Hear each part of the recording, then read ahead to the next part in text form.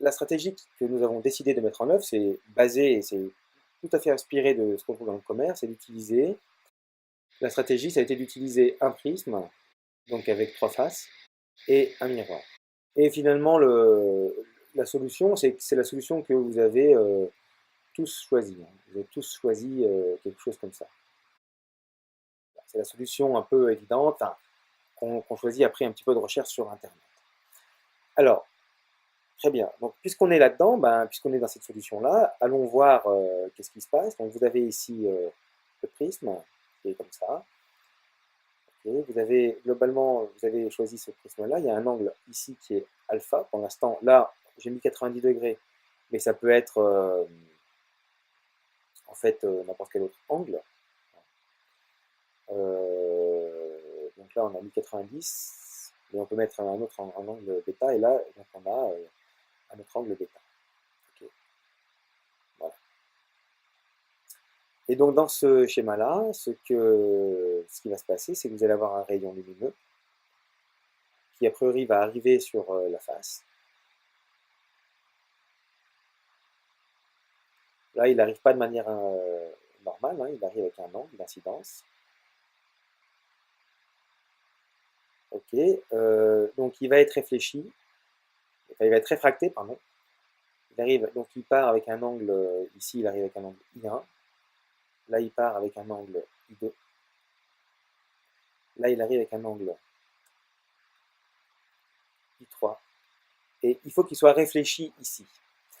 Alors, pour qu'il soit réfléchi, certainement ici, le plus simple, c'est de mettre en fait finalement un petit miroir. Mettre ici un petit miroir, comme ça, qui permet de réfléchir le rayon lumineux. Alors, on va essayer de, on verra, en tout cas c'est comme ça que les lunettes sont faites, avec un miroir ici. On va voir ensuite pourquoi ici il faut un miroir et pourquoi on ne peut pas avoir finalement une réflexion totale. Et ça, c'est à vous de le caractériser, n'est-ce pas?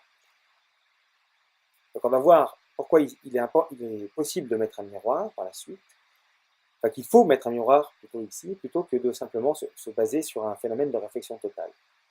Ici, donc le rayon repart, le même angle 3 là, hein, et il arrive là, il est incident sur cette face avec un angle I4, et il va répartir avec un angle I4 aussi. Et là, il faut que I4 soit plus grand que l'angle limite de réflexion totale, IM, et l'angle limite au-delà duquel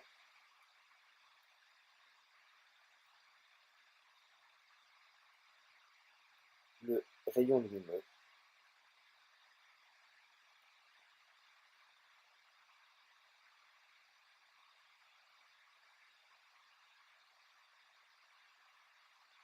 est totalement réfléchi.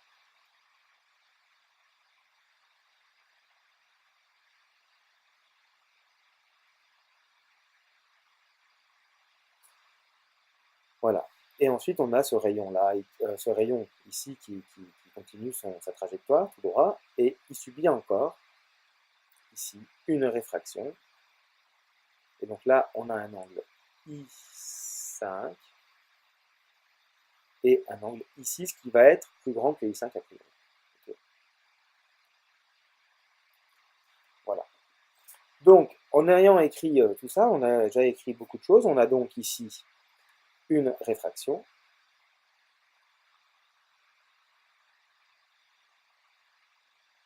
Ici, on a une réflexion.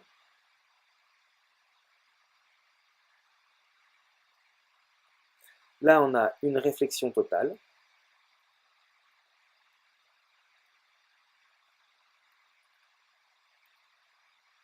En tout, on a deux réflexions. Et là, on a encore une réfraction.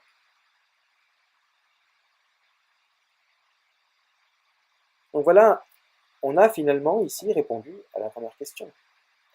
Voilà ce qu'on va avoir comme phénomène mis en jeu dans les lunettes. Alors, ici, ce que j'ai fait, c'est que j'ai simplement fait ce schéma au propre, avec les angles correctement tracés, de manière à ce que ce soit peut-être un tout petit peu plus clair pour vous. Mais nous avons exactement la même chose, donc nous avons ici une réfraction, ici une réflexion, là une réflexion totale,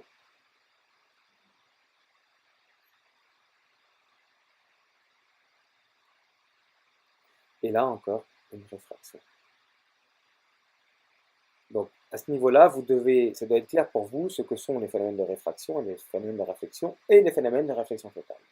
Trois phénomènes optiques différents.